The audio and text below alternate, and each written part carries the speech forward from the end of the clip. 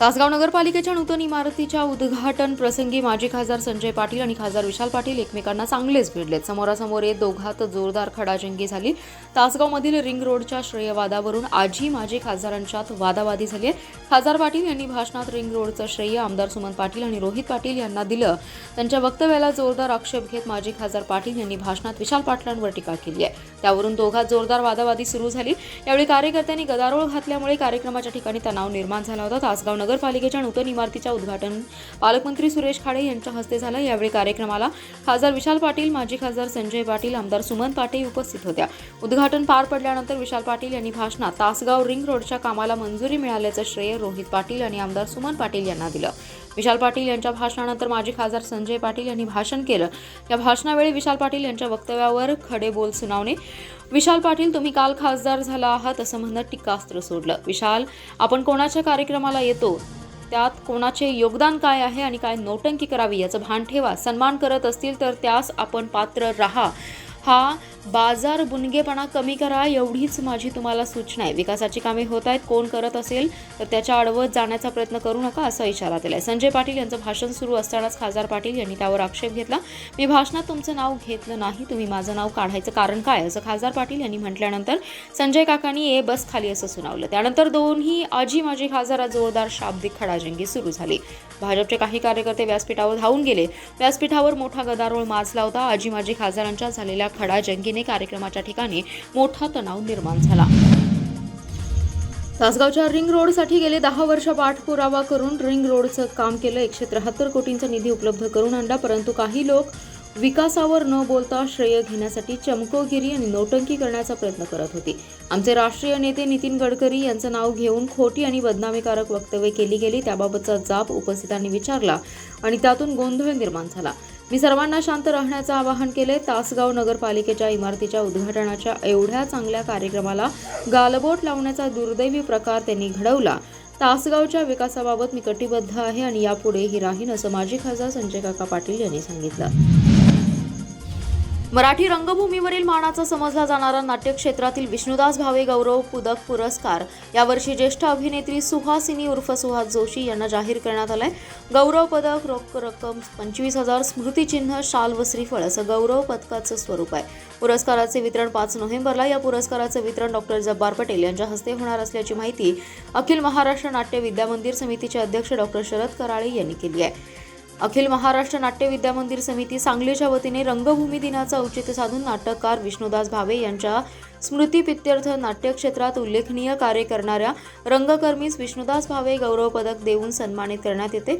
मागील वर्षी हा पुरस्कार अभिनेते प्रशांत दामले यांना प्रदान करण्यात आला होता. यावर्षी 5 नोव्हेंबरला संध्याकाळी 6 वाजता भावे नाट्य मंदिरात ज्येष्ठ अभिनेत्री श्रीमती सुहास उर्फ सुहासिनी जोशी यांना या पुरस्काराने सन्मानित करण्यात येणार आहे. दरम्यान दिल्लीमध्ये होणाऱ्या अखिल भारतीय मराठी साहित्य संमेलनाच्या अध्यक्षपदी लोकसाहित्याच्या ज्येष्ठ अभ्यासक डॉक्टर तारा भवाळकर यांची निवड झाली आहे. समस्त सांगलीकरांच्या वतीने या पुरस्कार सोहळ्याच्या कार्यक्रमात डॉक्टर तारा भवाळकर यांचा नागरी सत्कार करण्यात येणार असल्याचे डॉक्टर शरद कराळे यांनी सांगितलं. यावेळी समितीचे उपाध्यक्ष विनायक केळकर, कार्यवाह विलास गुप्ते, बलदेव गवळी, मेधा केळकर, जगदीश कराळे, डॉक्टर भास्कर तामणकर, विवेक देशपांडे, भालचंद्र चितळे आदी जण उपस्थित होते.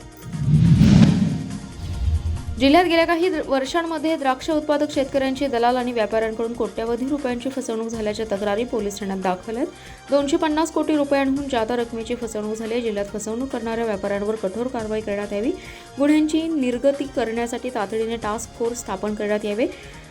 टास्क फोर्सच्या माध्यमातून फसवणूक करणाऱ्या व्यापाऱ्यांवर जरब बसवण्याचे आदेश पालकमंत्री सुरेश खाडे यांनी दिले आहेत. पोलीस मुख्यालयात जिल्ह्यातील द्राक्ष उत्पादक शेतकऱ्यांच्या फसवणुकीबाबत शेतकऱ्यांच्या उपस्थितीत बैठकीचं आयोजन करण्यात आलं होतं. या बैठकीस मिरज पूर्व, तासगाव, कवठेमहांकाळ, जत आणि आटपाडी तालुक्यातून मोठ्या प्रमाणात द्राक्ष बागायतदार उत्पादक शेतकरी उपस्थित होते. फसवणुकीच्या गुन्ह्यात दाखल असलेल्या गुन्ह्यातील संशय सापडत नसल्याने पालकमंत्र्यांनी चिंता व्यक्त केली. यावेळी बोलताना पालकमंत्री खाडे म्हणाले, पहिल्यांदा 50 तक्रारी दाखल झाल्या होत्या, त्यावर कारवाई चालू झाली. आता पुन्हा आमच्याकडे तक्रारी येत आहेत. त्यासाठी आता आम्ही उपअधीक्षक यांच्या नेतृत्वाखाली टास्क फोर्स स्थापन करण्याचे आदेश दिलेत. या टास्क फोर्सच्या माध्यमातून गुन्ह्यातील संशयितांवर कारवाई करण्यात येईल. व्यापाऱ्यांवर जरब बसावी अशी कारवाई करा. ते पुढे म्हणाले, जिल्ह्यातील सर्व मार्केट कमिटीमध्ये ज्या व्यापाऱ्यांना व्यवसाय करायचा आहे त्यांनी पहिला आपला बायोडाटा त्या ठिकाणी द्यायचा आहे. मार्केट कमिटी त्या व्यापाऱ्यांना एनओसी देईल. ती एनओसी टास्क फोर्सला दिल्यानंतर पोलीस मुख्यालयातून त्यांना व्यापार करण्यास परवानगी मिळणार आहे. राज्यातील अनेक प्रकल्प गुजरातला हलवण्यात आल्याने तरुण बेरोजगार झाले. त्याला जबाबदार खोके सरकार आहे. या सरकारचा निषेध करत राष्ट्रवादी काँग्रेस शरदचंद्र पवार पक्षाच्या वतीने जिल्हाधिकारी कार्यालयासमोर निदर्शने केली. यावेळी केंद्र आणि राज्य सरकारच्या विरोधात जोरदार घोषणाबाजी करण्यात आली. राष्ट्रवादी काँग्रेस शरदचंद्र पवार पक्षाचे प्रदेशाध्यक्ष जयंत पाटील व युवक प्रदेशाध्यक्ष मेहबूब शेख यांच्या सूचनेनुसार सांगली शहर जिल्हाध्यक्ष संजय बजाज यांच्या प्रमुख उपस्थितीमध्ये व युवक सांगली शहर जिल्हाध्यक्ष राहुल पवार यांच्या नेतृत्वाखाली आंदोलन करण्यात आले. संजय बजाज म्हणाले, महाराष्ट्रातील उद्योग गुजरातला हलवण्यात येतात, त्यामुळे महाराष्ट्रातील मराठी तरुणांच्या हातातील रोजगार कमी होत चाललाय. प्रचंड बेरोजगारी वाढत चालली आहे. सातत्याने केंद्र सरकार आणि राज्यातील खोके सरकार हे येथील उद्योग गुजरातला घेऊन जात आहे, त्यामुळे मराठी तरुण बेरोजगारीने त्रस्त झाला असल्याचा आरोप त्यांनी केलाय. यावेळी आंदोलकांनी केंद्र आणि राज्य सरकारच्या विरोधात घोषणा देत निषेध व्यक्त केला. या आंदोलनात पक्षाचे कार्याध्यक्ष संदीप फनमाने, उत्तम कांगुळे, अरुण चव्हाण, शहबाज कुर्णे, सद्दाम मुजावर, समीर कुपवाडे, डॉक्टर शुभम जाधव, महालिंग हेगडे, शीतल खाडे, आकाराम कोळेकर, अक्षय अलकुंटे, सुमुख पाटील, वाजिद खतीब आदी जण सहभागी झाले होते. मिरजेसह इचलकरंजी, कोल्हापूर, जयसिंगपूर येथून मोटरसायकली चोरणाऱ्या दोघांच्या मुसक्या मिरज गांधी चौकी पोलिसांनी आवळल्या. समतानगर येथील रेल्वे फाटकाजवळ सापळा रचून अमोल संभाजी साबळे आणि राहुल नामदेव बागल या दोघांना अटक करण्यात आली आहे. दोघांकडून 6,50,000च्या 23 मोटरसायकली जप्त करण्यात आल्या आहेत. दोघांच्यावर गांधी चौकी पोलिसात गुन्हा दाखल झाला असून आणखी काही गुन्हे उघडकीस येण्याची शक्यता पोलीस अधीक्षक संदीप घुगे यांनी व्यक्त केली आहे. गांधी चौकी पोलिसांना एक जण चोरीच्या गाडी घेऊन समतानगर येथे रेल्वे फाटकाजवळ थांबल्याची माहिती मिळाली. पोलिसांनी सापळा रचून त्याला ताब्यात घेतलं. त्यांची कसून चौकशी केली असता चोरीची दुचाकी असल्याची कबुली दिली. बेडग येथील राहुल बागल असल्याचं त्यानं सांगितलं. पोलिसांनी त्यालाही ताब्यात घेतलं.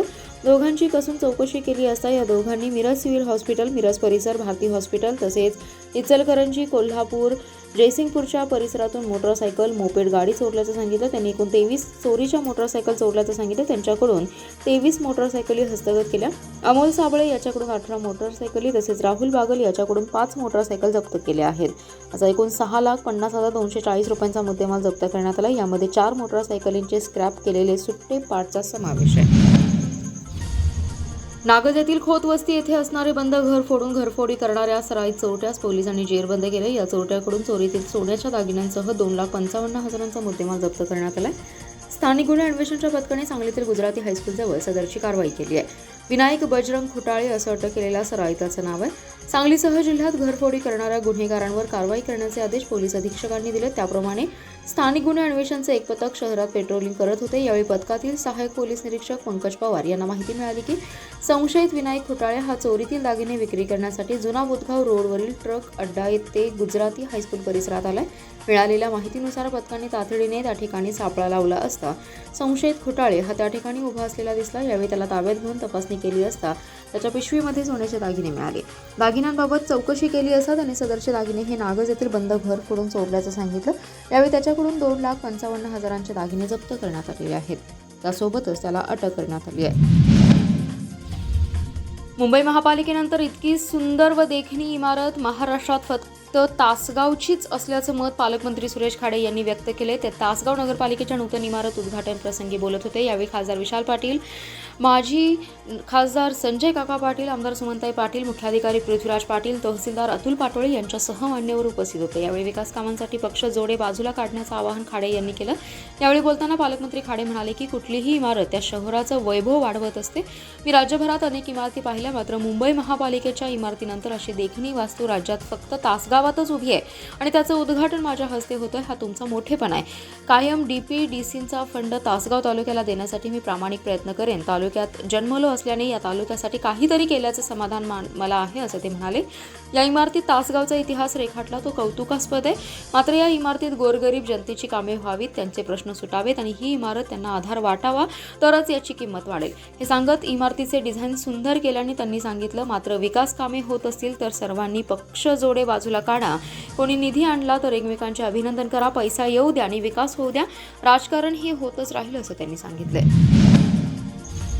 विधानसभा निवडणुकीच्या तोंडावर केंद्र आणि राज्य सरकारकडून निधी वर्ग केला जात आहे. जिल्हा बँकेकडे लाडकी बहीण योजनेच्या 1,20,500 महिलांच्या खात्यावर 36 कोटी 15 लाख तर पंतप्रधान किसान सन्मान योजनेतून 2,72,000 शेतकऱ्यांसाठी 54 कोटी 41 लाख रुपये शेतकऱ्यांच्या खात्यावर जमा झाल्याचे बँकेचे मुख्य कार्यकारी अधिकारी शिवाजीराव वाघ यांनी माहिती दिली आहे. दरम्यान जिल्ह्यातील 4.25 लाख लाभार्थींच्या बँक खात्यात 176 कोटी रक्कम जमा झाली आहे. पंतप्रधान शेतकरी सन्मान योजनेचा 18वा हप्ता शेतकऱ्यांच्या खात्यावर वर्ग करण्यात आलाय.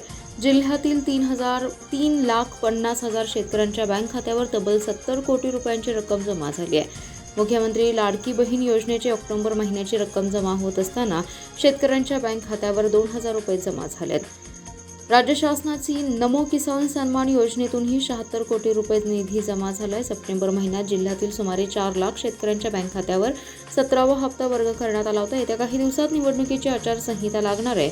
पुढील महिन्यात दिवाळीचा सण आहे. तत्पूर्वी केंद्र सरकारने शेतकरी सन्मान योजनेची रक्कम वर्ग केली आहे. जिल्हा बँकेत पंतप्रधान किसान व नमो सन्मान योजनेचे 2,72,000 शेतकऱ्यांसाठी 54 कोटी 41 लाख रुपये शेतकऱ्यांच्या खात्यावर जमा झालेत. राज्य सरकारकडून मुख्यमंत्री लाडकी बहीण योजना राबवण्यात येते. महिलांच्या बँक खात्यावर प्रथम 3,000 त्यानंतर 4,500 जमा होऊ लागले. 2 दिवसांपासून ऑक्टोबर-नोव्हेंबर महिन्याचे 3,000 रुपये जमा होत आहेत.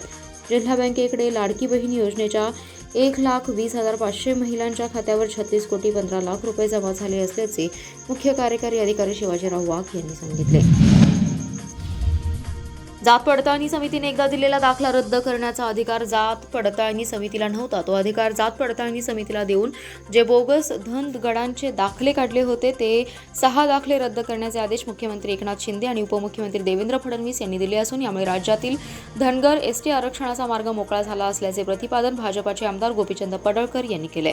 पडळकर म्हणाले, महाराष्ट्रातील धनगर एसटी अंमलबजावणीची लढाई अनेक वर्षांपासून सुरू आहे. हायकोर्टात धनगर समाजाच्या विरोधात निकाल गेला. त्यांचं कारण होतं राज्यातील धनगड अस्तित्वात नाही. याबाबत राज्य सरकारने ऑफिडेव्हिटवर लिहून दिलं आहे. परंतु दुर्दैवाने संभाजीनगरमध्ये बाबरा गावात काही नागरिकांनी धनगडांचे दाखले काढले होते. जात पडताळणीने एकदा दाखला दिला तो रद्द करण्याचा अधिकार त्यांना नव्हता.